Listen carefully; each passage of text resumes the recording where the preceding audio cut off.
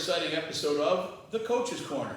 And if we looks like we're in a new studio, we are in a new studio. They finally completed the Coach's Corner studios here down in Glen Farmer Distillery, located right here in Franklin, locally owned by Pat Downing and his wife Beth. We want to thank them for bringing us in here and making us feel at home. All right, so let's get right at it. Way over to my right is my partner, Jay Horgan, and to my close right is the coach, Ian Bain. Coach, good win. We'll break down the game, but what were your thoughts coming away from it? Anytime you start 1-0, that's a big deal. Especially against a really good team. They were ranked. Most publications had them in the top 15 in the state. Again, not that that means everything, but it just means that they were well respected, a very good team. I wouldn't be surprised to see them win out with their schedule. I think they'll be a tough out the rest of the way until they get to the playoffs, and I think that'll pay dividends for us down the road. But again, I think the biggest thing though, regardless of opponent, is that we came out, we executed on offense, on defense. I thought we did a nice job in the kicking game too. Obviously, a lot of great stuff that we can work from and teach. We were not perfect by any stretch, so to get 4 quarters of live, game film against a quality opponent versus a scrimmage or other, it was nice to kind of see people step up, really rise to the occasion. So very proud, very happy coming out of the game, but refocused in a hurry. So let's get right at the game. The first drive, Wachusett takes the ball, holds it for 16 plays. There were two penalties. You couldn't get off the field. Yeah. About 69 yards. They take about 7.5 minutes off the clock. There were a couple nice hits on the defense. Q had one. I think Lyons had one, and maybe Marino. What about that drive? I think we were our own worst enemy at times. Obviously, they came out. They executed well. They had a lot of energy, a lot of fire, certainly motivated, as were we. But, it was good back and forth. But again, when we had those key moments on the first drive, we didn't quite execute the way we did later in the game, where, when we got to third down, we were getting off the field. And that did happen a couple times later where I felt like on third downs it would be like something we did, very self-inflicted type of things to keep those drives going. But, hats off to them. They kept at it, kept going. I think, too, when it's the first game, I think sometimes, you have a game plan and you prepared for a certain thing, and sometimes the kids, I don't know, they expect to see something different, or they're like, I don't know, Coach, we talked about this, but what if they're, and it's like, no, guys, just stick to the game plan. It's all right. And once we settled in and got used to it, I think we adjusted well for the next drive, which was nice. But yeah, that was a tough way to start the game for sure. You bring up game plan. I wonder if you have against you a 16-play drive, 7.5 minutes or so. Mm-hmm. Does that alter what you're planning on doing? Does it keep you in your same game plan? Do you adjust based on the opponent's possession? Yeah, I think maybe, right, sometimes. Yeah. But in that case, I thought we did some things that we liked. We just didn't quite we didn't play our brand of football. Mm-hmm. We didn't do a good enough job with the game plan. And in the rest of the game, we didn't make any wholesale changes. They had one new formation that we were prepared for. We did have to make an adjustment on the sideline, and certainly, sometimes it's players, sometimes it's scheme. But a lot of times the schemes are the same. It's just how they dress it up. And we made a couple little tweaks, but the game plan remained intact on both sides of the ball for the most part. All right, so that after that drive, it brings us to what would end up being our Glen Farmer drive of the game. And you're down 7-0. They go 16 plays, take a huge chunk off the clock. You have to answer you have to answer a couple MAC runs, a couple quick passes to Kindred, and then a 3rd and 7 to Will Tracy that goes for about 24. He finds a little spot in the defense to sit down, and then the first of 3 Kindred seam passes. This one 32 yards. Mm-hmm. Again, we had a plan on the offensive side of the ball too, and I think the difference maybe in a year or 8 months ago is having that experienced group that knows it's a long football game, and we try to explain that to our guys. Like, whatever happens in the first quarter, not that it doesn't matter. You always want to start fast. You want to start on a positive note, but it doesn't matter in terms of there's more quarters to play. There's a lot more drives to play. Usually you get between 6 or 7 possessions in a normal game, sometimes more, maybe, but not usually less than that. And you just got to make the most of it every time. So we just kind of stuck to our plan. They came out and they had a couple wrinkles on defense, but we try to prepare for a little bit of everything because we're used to seeing a little bit of everything since we're sort of unique with what we do. Mm-hmm. and we just, we didn't really we didn't have to change the game plan. We just maybe said, you know what, we like this a little more than that, and I think you saw that reflected in some of the play calls that we made on that drive and later in the game. The passes that you had, is that something that you had seen ahead of time? Was it something you saw in the game as it was developing as an opening, or was it just, hey, we're going to take our shot with these plays and see how they come out? We put those in, I think, usually we put our play action game in Tuesday. Mhm. We put a lot of our base offense in Monday. Tuesday's kind of where you put some of those tweaks in third down plays. Obviously, we hit the third down to Tracy. For that play action play, I think we put it in Tuesday, but it was in the plan on Sunday night. Again, like you look at teams and you try to look at, schematically what do they do, matchups where could there be some, advantageous things for us, and we had those ready to go. One of the things that I don't like doing, and it always, I feel like once a game I fall into the trap of, hey, that looks good, let's do it, but we didn't really practice it, and then it looks like crap in the game. So Right. a lot of times it's just sticking and trying to make sure you prepared right through the week, so you have a couple answers. Sometimes there might be a thing we practiced during the week in case, and we never even run it because we didn't see what we thought we had to see. And I think that's more likely to happen than necessarily recreating something. So as long as we see something we're comfortable with, and there's kind of rhyme or reason, maybe we're trying to set something up, maybe we're trying to get a look.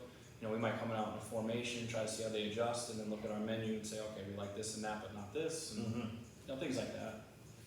So then, so down 7-6 after that score. The next series looks like it's going to be a quick 3 and out, right? 3 quick incomplete passes, and then the fake punt that goes about 30 yards.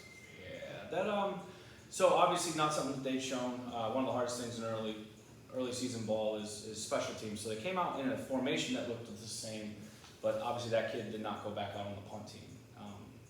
So that made sense why they did it at the time, and that was definitely something in their game plan that they were going to run regardless. I think it definitely caught us off guard, and great aggression, great job by them, and again, good execution. But I'd like to think we should have stopped them there. But Does something like that, a fake punt or a trick gadget play, something like that, does that, especially when they're that big, does that happen because it's something you've never seen before, or does it happen because maybe the players just aren't ready for it or aren't thinking it as they're out there?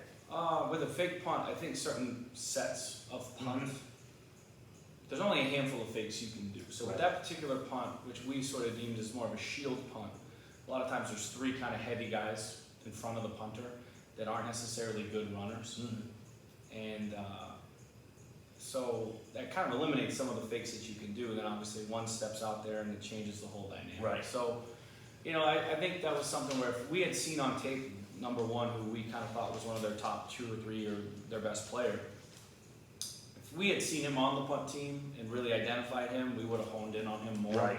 And the rest of the time we're like, we got to know where 1 is on punt. Right. And so that's why they did it early, I think, and then they got it off the table. And because if they had reinserted him later, we'd been like, well, he wasn't out there before. So really, it's a good job by their coaching staff.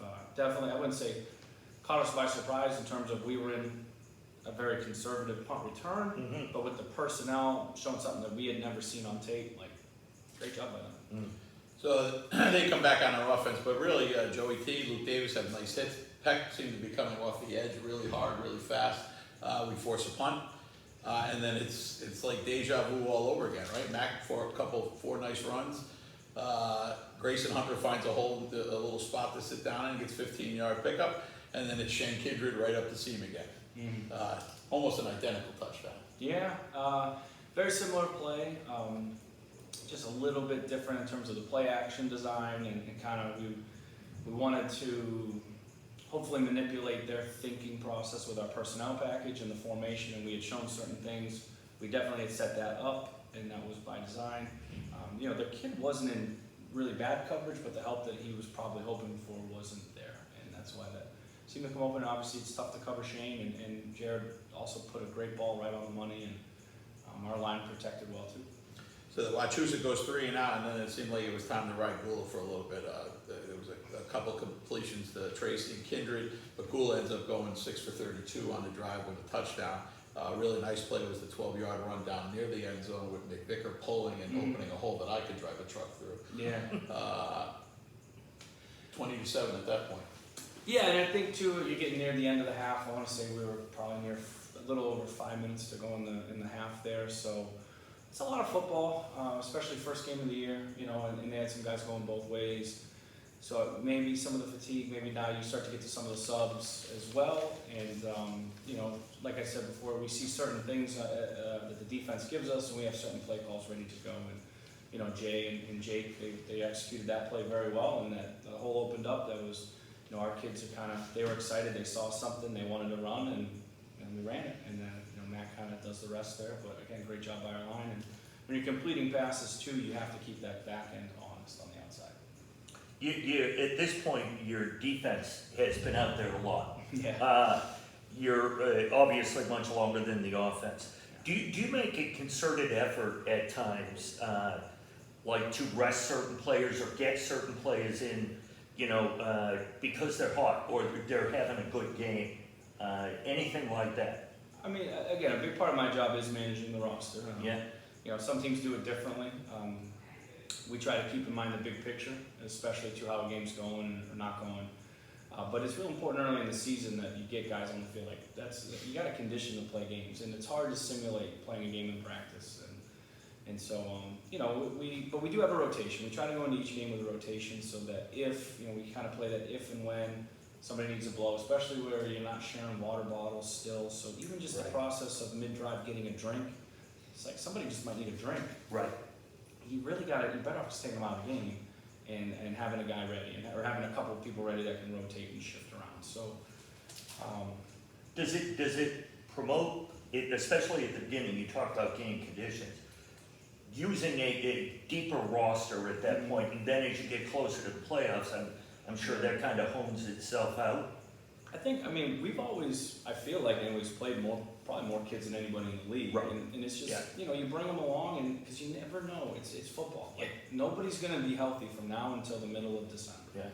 And that's every team, not just Franklin. So, you know, we look at it as we can't be afraid to sub in somebody that's young. Worst case, they're going to get some great game experience out of it. And but like I said, usually it's planned.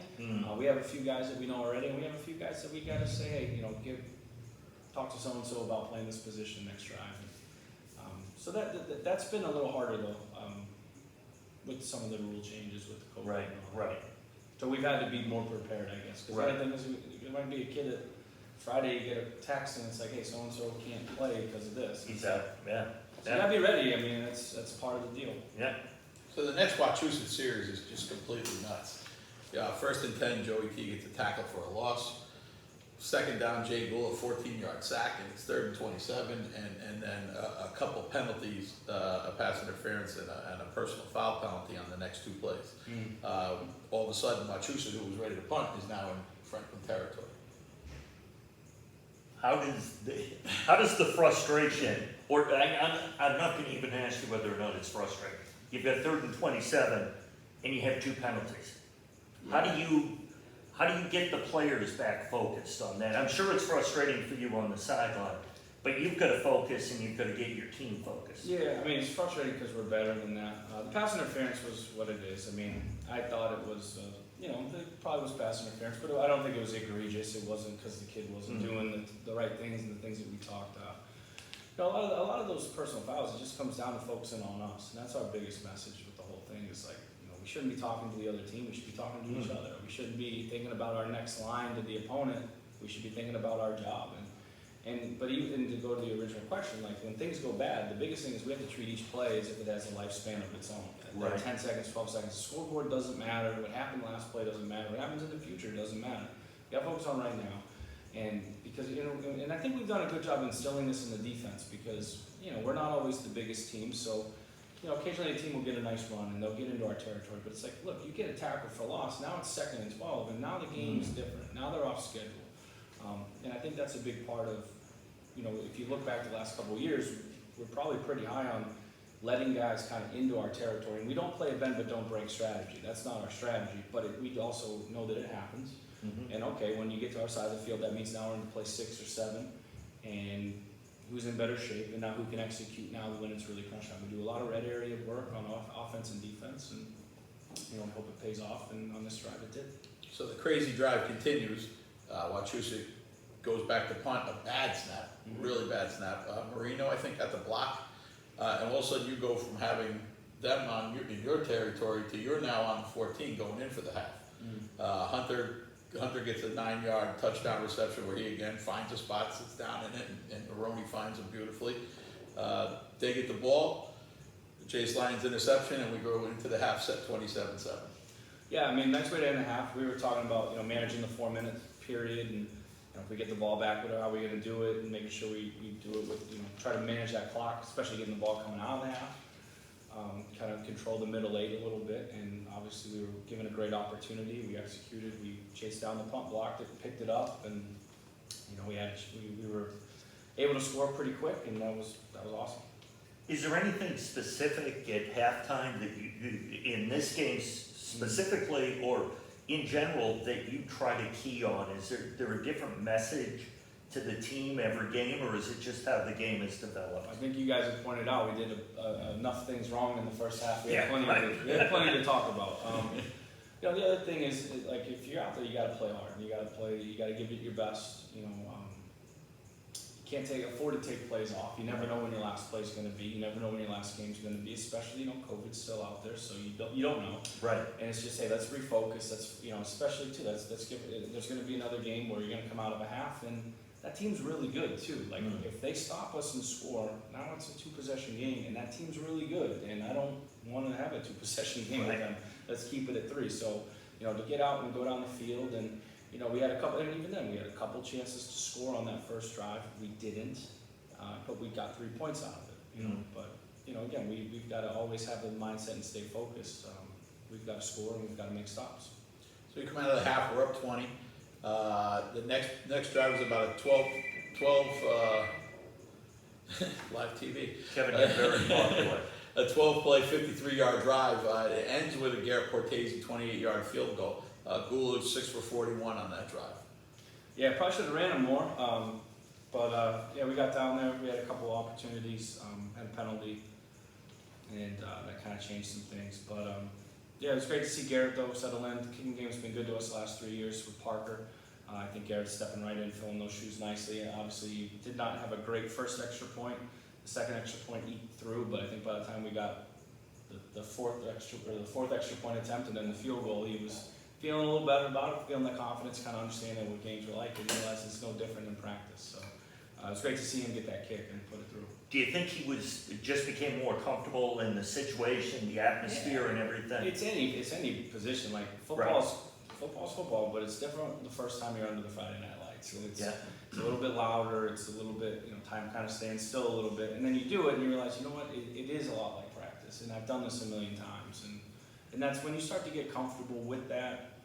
Then I think it clicks. And you saw him get better as the night went on. And it's so different. You hadn't been in that atmosphere for 2 years. Yeah. So I would assume not just Garrett, especially the younger players, even your seniors, it's been really since they were sophomores before they. How does that affect? Well, I didn't bring it up because I didn't want to. I didn't want them to even think about it. Give them, let's just go play. Excuse, I think it's all of us. Like the first time, we all know the first time we got varsity, minutes, and the first time we got off the bench and made an immediate impact, and your stomach's in your throat a little bit, but once you do it, it's kind of like you hear guys talk about, like just once that first hit happens, once you just do the first thing, it's just like riding a bike. You don't even, and then there comes a point where people ask, hey, did you hear this? It's like nobody. Once you're in that mode, you don't hear the crowd, you don't hear the band, you don't hear the announcer, you don't hear anything. It's just. I hear the announcer. I do too, Kevin. I want you to know that. You don't hear people yelling and this or that. It's just it's kind of becomes tunnel vision in a good way. The focus sets in, and I think you saw our guys get focused, and the older guys, I think they recognize all right, I am back into this a little. Yeah. So we go back and forth a couple of times. Wachusett then goes on a 13-play drive, the last 4 which are inside the 4-yard line. Yeah. And Franklin D comes up with a great goal line stand. Mm-hmm. Yeah, I mean, I think, again, we don't panic. We know that the longer drives go, we try to instill in our guys, the longer drives go, that's advantageous to us. Our conditioning, we can rotate a guy in, we can rotate a body in, we can get a new package in the game. And when that field shrinks, that changes things a great deal. And we spend a lot of time working on that as an offense. And depending on what you do, that can make the whole game change. And we were able to make some great plays. Guys stepped up, and they, they take pride in kind of controlling the scoreboard. We didn't want to let them in again, and you saw that in their effort on that drive and that stop. You bring up that they kind of kept their cool. Mm-hmm. Is that something, they did such a great job on to have that goal line stance, but they were cool about it. Normally, do you find that, not with these players, but just in all your years involved in football, is part of the issue with a goal line stand people getting almost too fired up, where they don't keep their responsibilities and lose focus? It could be. I think, speaking from a defensive standpoint, in some ways it's easier because you Right. cut out a great deal of the offense's game plan. You cut out a great deal of the things that an offense might do in the open field, whether that's motions, cadence, anything. So it does shrink the list, and most teams, at our level, at the college level, at the NFL level, they have a select menu when they get down there, Right. and they've got things that they want to do and feel comfortable with. So, you take those things and you do the best you can to kind of educate the players going into it. And, some teams might get you fired up. I don't think anybody gets fired up. I think the biggest thing is you just need one good play. Mm. If they're at the 3 and you get a -3, now they're at the 6, and that changes everything. Right. Versus if they're at the 4 and they get to the 2 and then they get to the 1, that's not good. But you just need one good play, and now the pressure's on the offense, and that's, I think, something that we did, and that was a good job by us. All right, so the next play, the very next play, Matt comes out, takes it up the sideline 90, I want to say 91 yards, maybe 97 yards, I don't know. Sure. A flag comes down on a hold. It was tough to see from the tape. It was tough to see from the game itself. And then a couple plays later, we put the ball on the turf, and Wachusett gets the ball in short field. Anything on that flag do you want to mention or speak about? I think it's important, though. I won't speak on the penalty flag, but I think, I think you saw our guys being very physical at the point of attack, blocking as receivers, as football coaches. You hear a lot of people talk about no block, no rock for your wideouts, and I think our receivers in that moment stepped in. Shane Kindred in particular got their hands inside, got a great fit, and blocked the kid into the ground. And unfortunately, sometimes those look like things that they aren't. I wouldn't change a thing about it. I don't care that we even got a penalty. I liked exactly the way the play went. I'd stand by that any day. And it was a great block by Shane. So the next, Wachusett catches in on the short field. I think they had 20 yards to go, and it's 30-14 at this point. The next FHS possession is 3 plays. Kindred from Maroney, 55 yards this time. Yep, again, we're running the ball, and we kind of knew we didn't have to run the clock out in that moment, but I think we kind of, we're in the 4th quarter. We can not be conservative, but there's a little bit of clock management going on, and I think it was 3rd down, and Jared wanted that play, and I was thinking that play. I was going to call that play, but I was, something about, I was thinking for a second, and then he said, well, what about? I was like, done, let's run it. If he's confident in it, and I'm confident in it, and that's always a good thing when your quarterback and play caller are on the same page. That was 100% his call, though, and,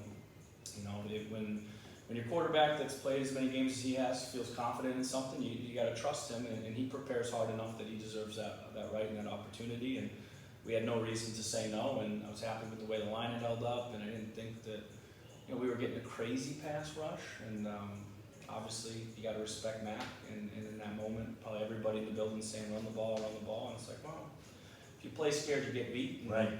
And that's not how we've ever done things here, good, bad, or otherwise. So we said, no risk it, no biscuit, let's go. That type of play that you said, and that's great to hear that Jared is on the same page as you.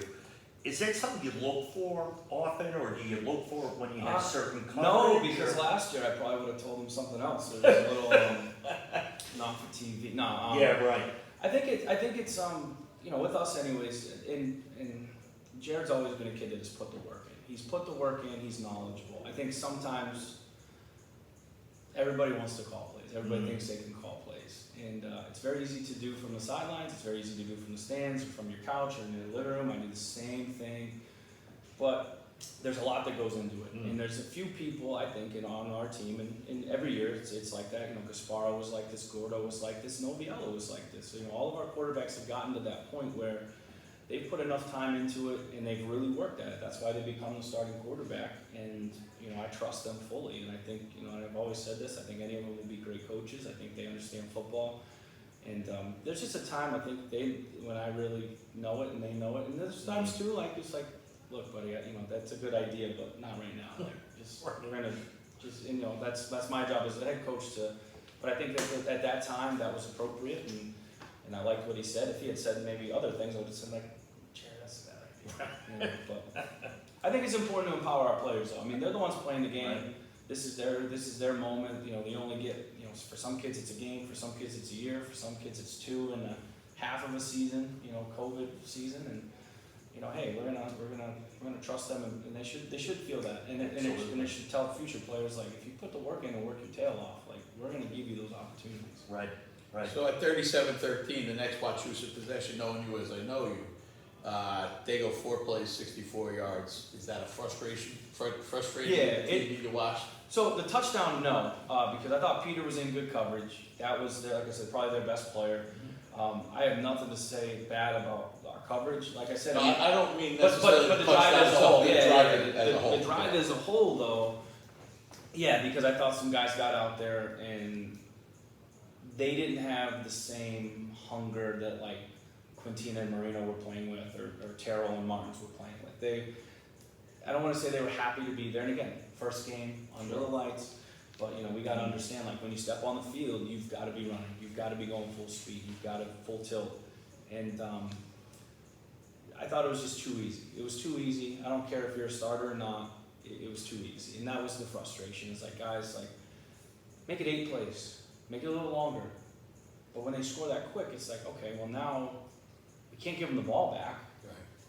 It's too close, and I think like we were just a little lackadaisical. I think what the word would be, because we were comfortable. And we weren't competing at a high level as a unit. Okay, so that brings us to 37-20, and that's pretty much the final score. Couple stats, I had Gula for 24 for 160 and a touchdown. Kindred 7 for 141 and 3 touchdowns, and Aroni had 4 touchdown passes. Yeah.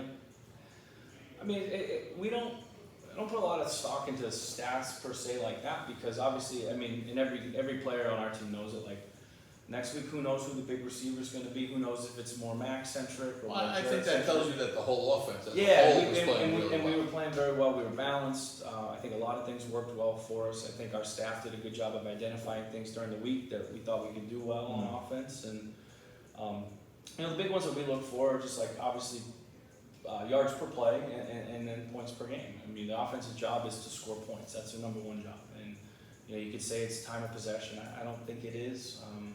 Because I always say, like, well, if you could tell me I could score in 1 play, I'm going to take it. You know, like, that's foolish. Like, oh man, we scored in 1 play, time of possession. Like, nobody thinks like that. So you just call the game to put you guys in the best spot. But obviously, if we get out of a game, we're like, we averaged 3 yards a play. We didn't call good plays. We didn't call good plays to put our kids in positions to be successful. The game ends and, you know, we averaged 7 yards a play, but we didn't score points. Well, that's not good either, because then we didn't execute in crunch time, or we didn't convert third downs. So it's a combination of all those things. You know, the points, the third down percentage, I left that out, and then the yards per play. I think when the dust settles, if we've hit on those 3 categories, I think we've at least done a good job. Now, obviously, there's so many factors and variables that, you know, I'm not a big analytics guy where, like, you gotta, you know, there's nothing's absolute with any of that, but I think, you know, the balance was good. I don't think anybody knew exactly what was coming next, which was good. And max carries, like, a lot of those came in the 4th quarter. Up to that point, I think we were pretty 50-50. You speak about, you know, not necessarily being with the stats. However, do you go in with a goal on where you want to be, run versus pass percentage? It's just what the game dictates to you? Yeah, I mean, if you say you want to run the ball 40 times and they put 9 guys in the box, like, that's just stupid. Right. Like, I think, and you know, like, Mac's a hell of a player, but if everybody's beating the hell out of him every game, that's hard. You know, like, so let's do, what do we have? What can we do well against what we see? Let's put our kids in the best position, and you know, with the balance we have, like, we don't have to go one single person. Right. And I don't know that that would be a strength of ours either. You know, I think the balance is what keeps people from loading the box up and keeps people from dropping back and makes people defend truly the whole field and all of the field and run and pass, and they have to be as disciplined as we have to be. All right, so Jay, what do we have coming up this week? We've got Brockton coming up. Coach, where do you guys, it's midweek right now, you play Brockton in a couple of days. What have you seen, or where do you stand on your preparation for Brockton? Yeah, I mean, so Monday's the first down day, Tuesday's more of a third down day, and today was more red zone with third down as well. I think our preparation's in a good place. I think they're really good. Typical Brockton, you know, fantastic athletes, great tradition, well coached. Know their defensive coordinator personally. Coach Colombo's done it since you know I was in diapers or not even born. So you know, he reminds me a lot of Jack Martinelli, who was my mentor and who I got the privilege to coach with, and just old school, does it the right way. Ton of knowledge and tough to prepare for. So him and Coach Weaver, who runs the defense, played for us at Framingham. They'll give us their best shot. We have a good recent history with them in 2018 and 2019. We were fortunate to be on the right end of those things, but I think anybody that was at those games knows how close they were and how great of a game both were. And I think they're every bit as good as we are in every aspect of the game. I think if we go out and execute the way we did Friday, because I thought our execution was good, some mental lapses, but overall, pretty good. I think we'll be right there in the game. If we go out and we aren't focused on the right things, then it's going to be a tougher game because they can make you pay. Do you ever deal with or talk about with the players the atmosphere? Or obviously Brockton, we've all been down there to the field. That is a stadium. That's not a high school. Do you talk to, especially the kids that haven't played there, do you ever talk to them about that setting? No, I don't think it matters. I mean, some places it matters. I think when crowd noise is really, really a factor, it matters. The only place I've ever been, and I haven't coached a lot of places, but there's only one stadium I've ever been to where crowd noise was actually a thing. It's Western Connecticut State, because it's one side and they've got the roof over it. It's kind of like in Seattle. So that place gets pretty noisy, and you got to have a plan for that. But I mean, we've played in some big stages and we've played some big games, and obviously all the respect in the world of Brockton and their stadium and the crowd there, and the band is awesome. But I mean, I think we see just as many people, maybe not in as tall of a bleacher, but you know, at a King Philip game or a Mansfield game, or at Catholic Memorial a couple years, or at Zavarian. I don't think I've ever seen a high school stadium as vibrant and raucous as the Zavarian game. Is it where the police were literally worried that there could be damage to the bleachers? You know, because it was crazy. So, you know, but again, I think when the kids are out there, after the game, they're wait, what? What was going on? Yeah, I agree with you. The game takes hold of itself. Yeah, and I think that's the case a lot of times. So I'm not worried about that, but it'll be a cool experience. So it's always fun to play at those great traditional places against a great quality, you know, perennial top 25 power with a lot of kids on it. It's going to be a great test of our athleticism and our ability, and I think our kids will be ready to go. Awesome. Okay, so Friday night we're in Brockton. Wednesday we're going to be back here at 5:30 in the beautiful Glen Farmer Distillery. Excuse me. Once again, we wanted to thank Pat for opening his doors to us and the hospitality. Come on down, get something to eat. I know that's where we're going next. So for Jay, the coach, and myself, Kevin Papa, we'll see you next week on the Coach's Corner.